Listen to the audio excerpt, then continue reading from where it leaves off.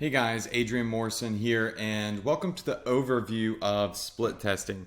So I've broken down all of my split testing methods into three main top priorities. So I just want to go over the three main things that I split test by, and hopefully you will duplicate the strategy. You'll find where the money is, identify your profits, and throw away the garbage. Throw away the ads and the demographics and all of that stuff that's costing you money, okay? So we'll start out with the first priority. The first thing that I always split test by is men versus women. So many people write ads and they push them to both men and women without split testing because they think, oh, well, you know what? This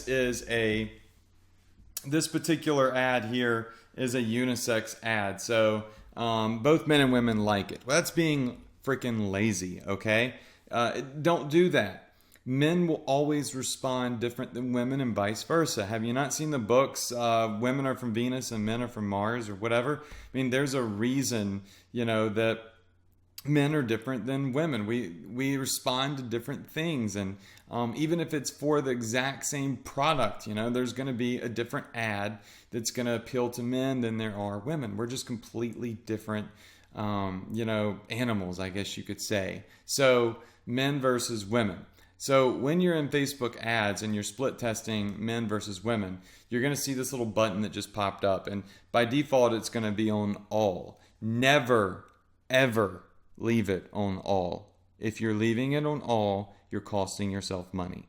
Always create one ad for men and a completely separate ad for women, and just allow yourself to no longer be blind from who's who and what's what, and start seeing where you're actually making your money. Sometimes you could be completely flabbergasted by the results. A lot of times that I think, oh, for sure men are going to respond better to this ad, they don't, and women do. It's a toss-up. You don't know until you test it. But I can promise you this, if you're not, you're leaving money on the table.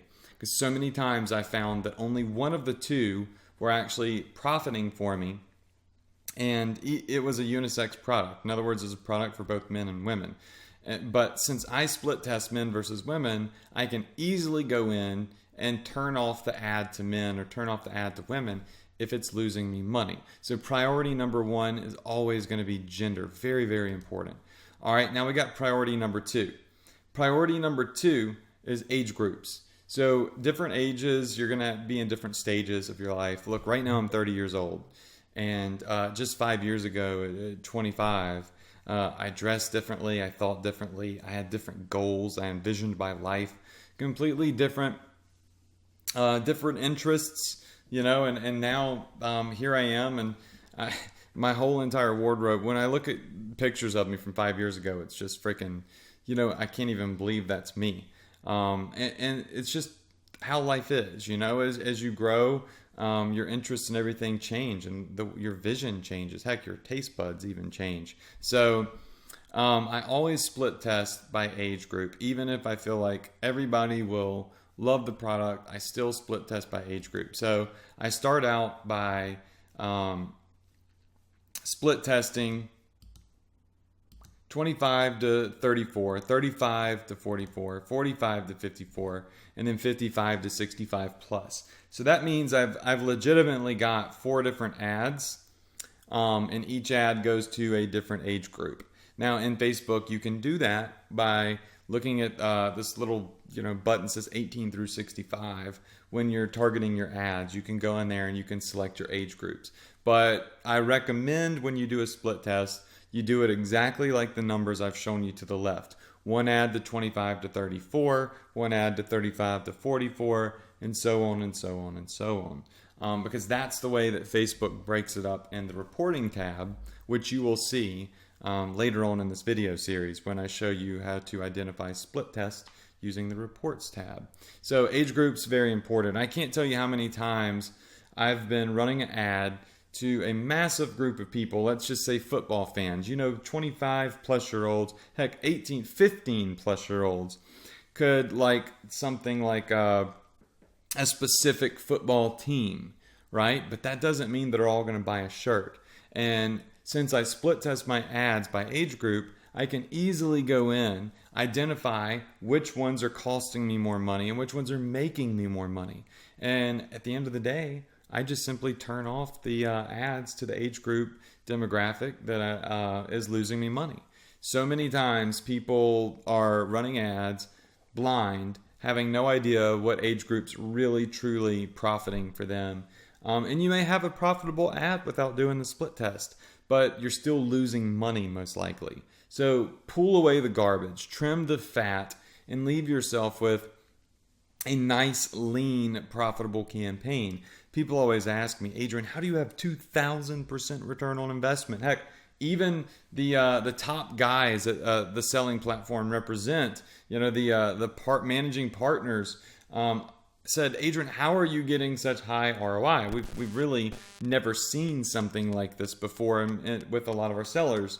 And it's because I go through this crazy split testing method that truly allows me to just cut away at the fat and leave myself with the filet mignon of ads, the profit, right? All right, now the third priority is going to be interest. Yes, I like to split test by broad keywords, but sometimes you can find multiple broad keywords. So this is the box for split testing interests. So you'll see here, I've done a split test with Cleveland Cavaliers, LeBron James, and the NBA. All three are extremely broad keywords. Cleveland Cavaliers have a huge fan base. LeBron James has a huge fan base, and of course NBA. Now, here's the thing. Here's why you would want to split all of these keywords into a different ad. And yes, I said that. Each keyword legitimately would have its very own ad. So if you've got 3 keywords, that means you've got 3 ads. And don't forget, you're also split testing by priority number 1 and priority number 2. So you end up with an abundance of ads if you really want to split test, as much as you can. You don't have to do this, but if you can, if you will, I promise you, you will find the money and you can get rid of all of your losses. All right, so right here in priority number 3 with interests, my point I wanted to make was people that target LeBron James may be thinking, oh, LeBron James, Cleveland Cavaliers, that's the team he plays for. But there's so many people in LeBron that said they like LeBron James on Facebook that are Miami Heat fans because for 3 seasons, I believe it is, he played for the Miami Heat, right? So he played for the Miami Heat, and you're going to have that overlap of people that didn't unlike LeBron, but they're no longer they're not Cleveland Cavalier fans. So you're going to have Miami Heat and the Cavaliers both saying they like LeBron James because he played for both teams. So you'd want to put those in separate ads and see kind of, how they perform. And then NBA in a separate ad and see how it performs. So these are your 3 main priorities. In this series of split testing, I'm going to walk you through split testing men versus women. I'm going to show you some examples. I'm going to walk you through split testing age groups, and I'm going to show you some examples.